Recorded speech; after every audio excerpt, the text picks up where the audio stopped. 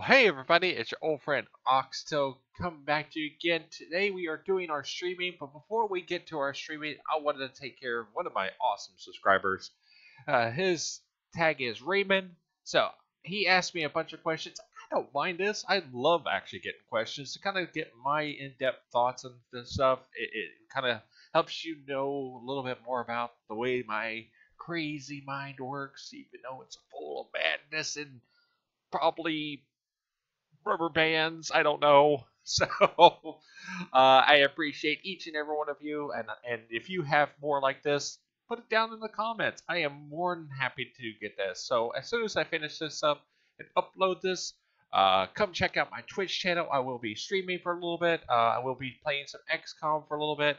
I thought about a little bit of spicing it up, so come check it out and see how I spice it up again. I might be doing some weird, some good old country boy voices for the characters as they go fight them aliens, because those aliens need some killings.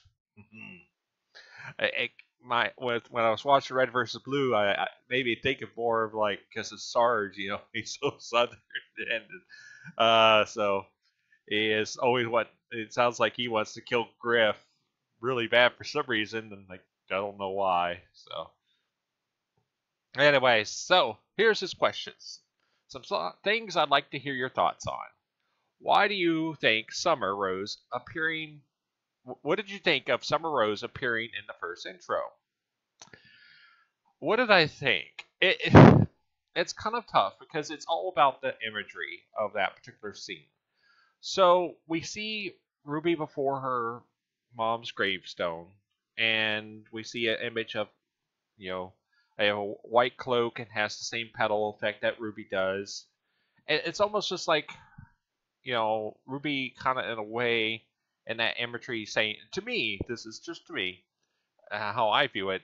It sounds like, from what I see, is that Ruby is basically acknowledging, hey, I'm going to follow in your footsteps. I am going to protect people as you did as a huntress, and I'm going to make you proud, and I'm going to do what I can, as an individual. I'll be my own person, though. Um, and it just seems like that was a very beautiful touch, especially done by Monty. I just think it was an absolutely amazing aesthetic just to see that, that duality right there. It's just really beautiful. I like that a lot. I just think, like I said, it's just more of just, the acknowledgement of mother passing on her legacy to her daughter, and the daughter acknowledging that legacy and accepting what she has to do to make things right or better. All right. What is your rankings of intros from favorite to least favorite? Oh, that's a tough one. I'm going to have to go ahead and put it with my my review list as far as trailer reactions. Only because I like, because the way the trailers run, the trailers stick to me as much as the actual volume does. So the rankings are going to probably stay the same as I listed in my reviews. So if you haven't checked that out, go ahead and give that a check out. That's kind of where I'm going to rate those. I know that's just kind of might not what you wanted, but I mean, that's kind of how I feel. I feel like the intros were really well done. I focused more on the volumes, as it were, but I like the intros were amazing and really well done, and I liked all of them. I just feel like that they kind of match up with the way I reviewed the volumes. So, all right, for you, what were the biggest surprises and shocks of each season? Okay. So let's go season one. Season one, I would say the biggest surprise for me was Blake being a Faunus. I didn't realize that, because she always had the bow tie on. And Penny, and the possibility of being a robot. I figured she was, but yeah, Penny being a robot was kind of a shock. But we found that out later. But I kind of assumed that in early on. If you watch my reactions, I kind of thought, "Is she a robot?" And so that was probably a biggest surprise on that one. Two. Oh, two.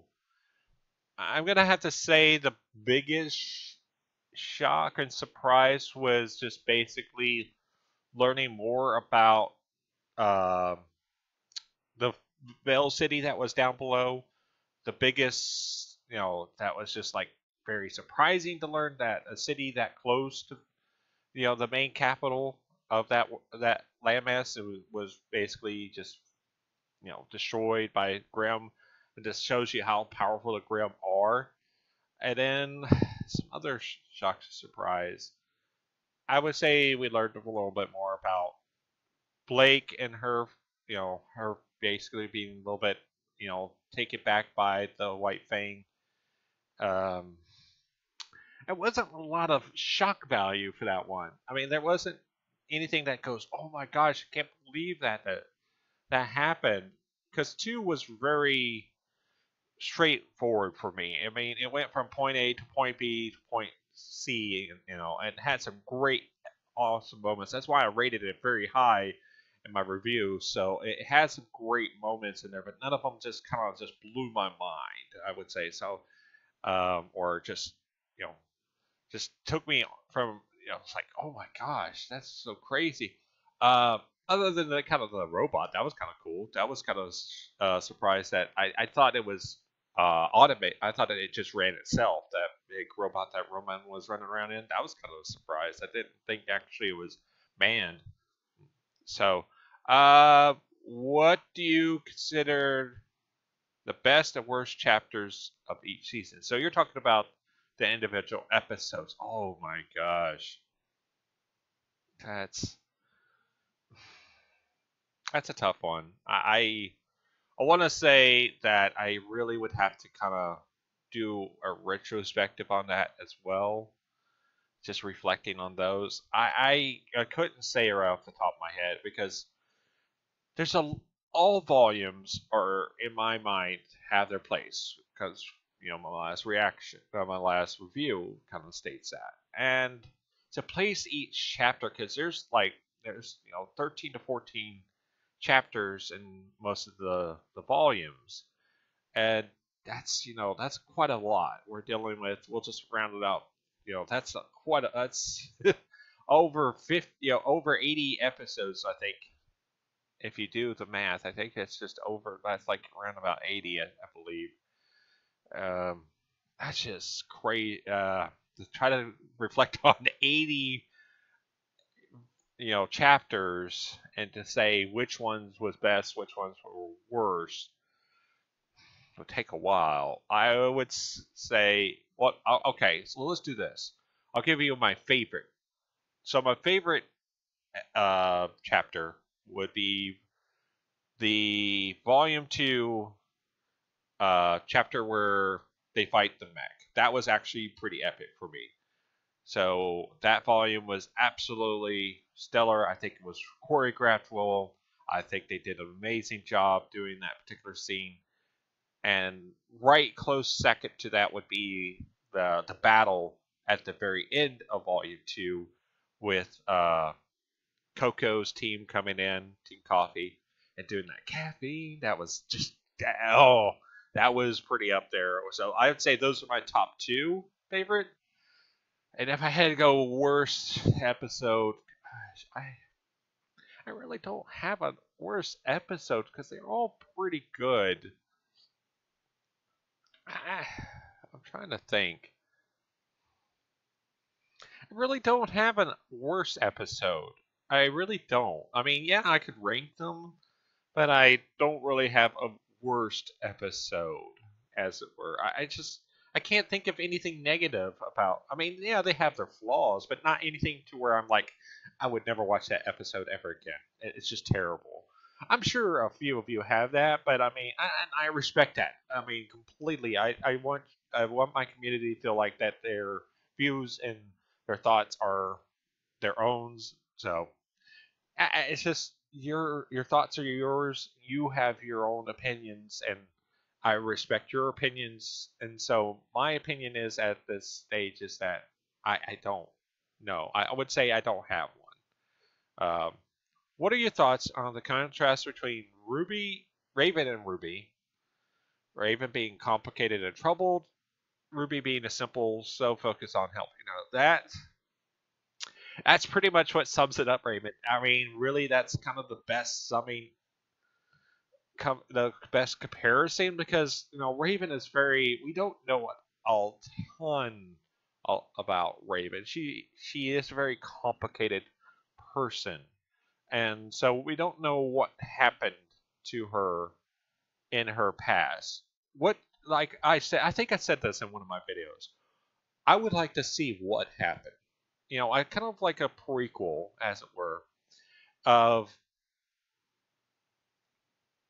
what happened between them, Crow and Raven making a plan to go to Beacon, to train to become huntresses, to kill huntresses, uh, basically getting on, Ty's and Summers' uh, team, Osmond recognizing them, and then basically go into that transition of turning into birds, going to that, and going from there just to figure out what changed, what basically prompted. I think that would make Raven a much more deeper character if we knew what happened. A very in-depth look at Raven. That's actually a series that they should probably do. An in-depth look at that particular character. That might be a suggestion. In-depth character look, look at different characters. Like character look at, we know a lot about Ruby, but maybe we could use a little bit more in-depth about her. In-depth character view of Raven, just a little bit more about her background, her story. Even if they do it similar to how they did their World Remnant, that would be absolutely amazing. I would take that. Just to look at what happened, what caused it. You know, um, even about a little bit more background on Crow. We still don't know a ton about Crow. How he discovered what his semblance is, that would be kind of neat. That's. But Ruby being simple, it's just that's pretty well the nut the nail in the coffin on that one. It's just that she is a very compassionate person. I tried in my life to be a lot like Ruby in a way. I have a little bit of each character in me. I feel more of I can be kind of brash, so I have a little bit of Yang in me. And Ruby, I feel like I have a lot of because I try to be compassionate. I try to show that I care to my family, my friends, even to you folks. That I want to show you that there's a person behind the camera. There is someone that is out here that does genuinely give that gives a care about you. I'm not gonna try to curse. So gives that cares, that wants you guys to gals to thrive, to be awesome, and just keep pushing yourself to be better the next day. Take what you did today and learn from it, and then move forward and be a better person for tomorrow. So that's all we can do.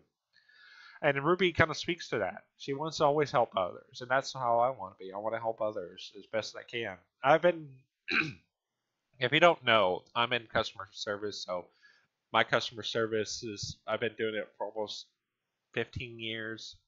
I deal with people a lot and deal with a lot of different types of customers. Some of them not so fun, some of them awesome that I would love to meet in person, shake their hand, give them a hug, high five, whatever the case may be.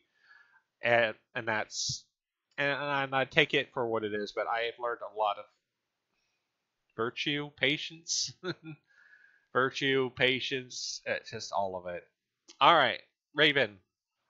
I only know the Raven Dad told me about. She was troubled and complicated, and she fought for what she believed in, whether it was her team or her tribe.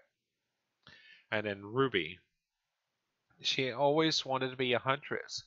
It was it it was like she said, ever since she was a kid, she dreamed about being the heroes in the book, helping people and saving the day, and never asking for anything in return. Even when she couldn't fight, she knew that she wanted to do what she wanted to do. Excuse me. If Ruby sticks around, then I will too. If there's one thing I know, oh, that's why she trained so hard. Gosh, I totally messed that up. That's why she trained so hard to get where she is. I am terrible at reading sometimes, so I have dyslexia, so sometimes my words get twisted up. In my if Ruby sticks around, I will too. If there's one thing I know about her, it's that she always knows the right thing to do. Yay. Um, and then Oscar. Oscar faces the balcony at Ruby near Volume 5. Seems to suggest that it's informing him just how important Ruby is and that there is no victory without her. He expresses changes and suddenly a sudden urgency. He strikes Lionheart and rushes down to Ruby's side. And victory is in a simple soul. This will be the day lyrics. And victory is in simple soul. That is very, very true, Raymond. Very, very true. Oh, that is a really good, taglines. It is. That's. I try not to ask for anything from anybody. That's kind of how I live a little bit. I do this YouTube channel. I don't expect anything from it. I know I may never hit 1,000 subscribers. Even if I do, it's okay. I'm not gonna change. Even if I stream, again, not gonna change. I don't. It doesn't bug me that there's 5 people or 500 people that have watched my videos or watch my streams. I will treat you like you're 500 people because you folks care about and want to watch me. So I'm gonna give you everything I can. I don't have a ton of energy. I mean, I try to do the best I can. I'm usually worn out from work and just life as it is. So I'm trying to, push through all that and give you guys as gals as much entertainment as I can give you, and give you as much energy and love and awesomeness that I can give you. And I don't ask for anything. One individual from London, thank you so much for the awesome message. Said, "Hey, how can I support you?" I was like, "Hey, if you want to support me on Patreon, but you don't. I mean, this is just to you. You don't have to. I appreciate it. I really do, but you don't have to. But I'm glad that you want to. It makes me, yeah, it makes me very happy, and I want to say thank you. I'm trying not to get emotional about that, but it was really nice to see that. What are your predictions for Chapter 6? That's a tough one. Chapter 6 is going to need to definitely take a right turn. Uh, we got to go to Atlas again, and I listed in one of my comments. I'm like, why is this probably in our thoughts going? Really? I just left Atlas. Come on. I have to go back? What the heck? It's like why? It's like why? Even yeah, we got an awesome scene between Yang and Weiss, and then Yang, Weiss, and Ruby, and then the whole team. That was beautiful. We needed that. But honestly, other than that, uh, she didn't need to leave. They were coming to her at some point. It's like I don't know. Okay. Um, what would you like to see in upcoming battle between Ruby and Salem? That is so far away. I have really not considered it.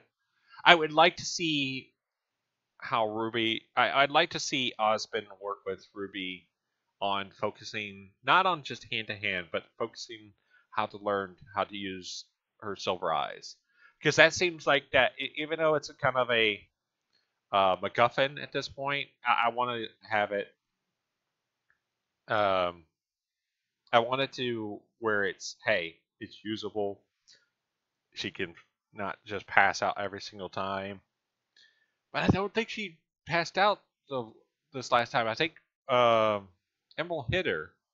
in the back of the head. So I don't think that was actually she was going to pass out from that one. I don't know. I have to rewatch that. I think I remember that now that I think about it. But that's so far, Raymond. I can't honestly say I've really given a lot of thought on it. But I would say that it's going to be an epic battle, and I think it probably will be a. It will be a kind of like a group fight, and then it will be a one-on-one fight. And I don't. But here's my thing: I don't want it to end up being kind of like a Dragon Ball Z kind of trope where it goes to this, I release another form, or I release another form, or I release another form, and it kind of goes down that line of progression, and I'm just like, okay. At what point do you actually release your ultimate form and then just be done with it? I don't want it to be like that. I don't think it will, but I've seen animes do that, especially when they go into these big boss battles like that. So I hope it doesn't go that way. What would you like to see on upcoming battle? Oh, yeah, I did that. Sorry. If you were a huntsman living in a room and could choose any three from the Ruby series to be on your team, who would they be and why? So I'm so that was I would say Yang, um, Velvet, Ruby, and probably I could go with either Weiss or Coco. I'm probably more Weiss because I'm familiar with Weiss, and I'd love to see more of Coco. But I would say probably Weiss would be my last choice.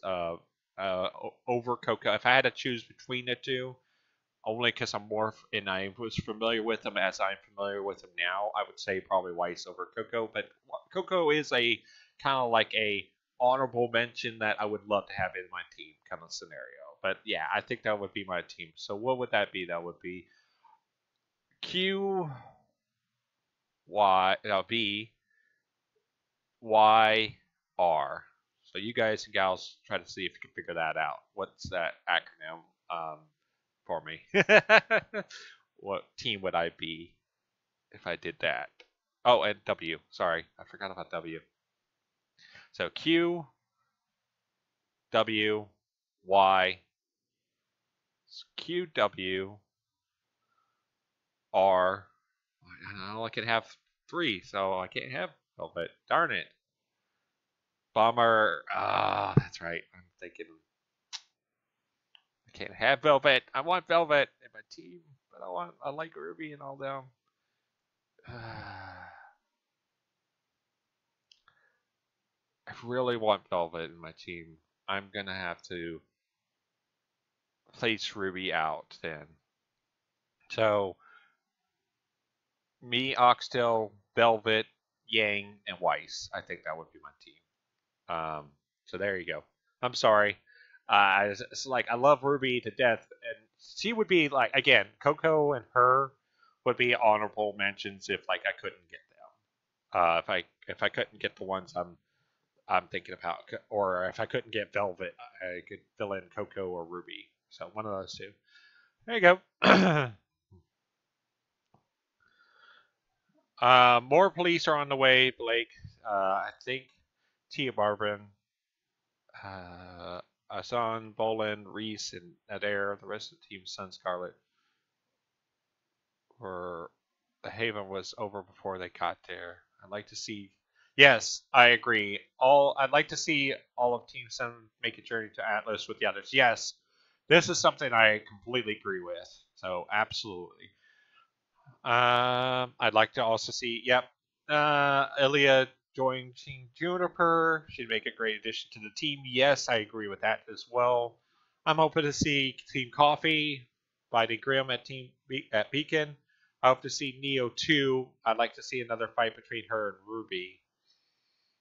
Did they actually fight Ruby and Neo?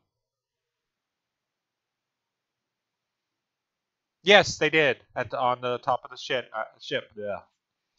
On top of the ship, they had a little scuffle right up there. I had almost forgotten about that. I had to think about that first. I'd like to see character development just for Teams Strong. That I guess that's Summer, Ty, Raven, and Crow. Um, I want to see John. I want to see John in pure flashbacks, maybe previous unseen. Yes, that would be awesome. This is kind of related back to what I was saying before. I don't think Cinder is dead. If she is, we really we can that really weakens Salem's hand. That one's kind of a tough one. Will you be reacting to RWBY Volume 5 Crew One Punch, Two Punch? That one, it's 5 minutes long. I will get to this, Raymond. So I will put this on my dockets to do. So yeah, again, that was really good questions. I hope that answers a lot of them. I know I was kind of vague on a few of them. I would love to see something like I was saying, maybe a World of Remnant kind of style of talking about each of these particular individuals. That would be kind of cool. Tell us a little bit more about their background, more about them. Develop their characters even more, so that we can learn to, learn about them. So yes, I would like to see more of that. It doesn't even have to be actual chapters. We could do a kind of World of Remnant, because that would be not like a World of Remnant, but a World of Remnant style of, hey, this is what happened. This is how they started. This is where they went. This is what happened, kind of scenario. So something short and sweet. That way we can get a little bit more of a taste of what they're like. I don't know. What do you guys think? So, as I said, it was so much to unpack there. I would do a video on. This is your video, though, Raymond. So, I appreciate you. You're an awesome individual. So, like I said, come check me out. I will be streaming here shortly. So, I appreciate each and every one of you so much. So hopefully, I'm sorry this took longer than I wanted to answer these questions for Raymond, because he's an awesome individual. He's always commenting on a lot of my videos. So, I appreciate you, dude. Thank you so much for joining me once again. I'll see you hopefully on my stream, and I'll have a beautiful day. Peace out.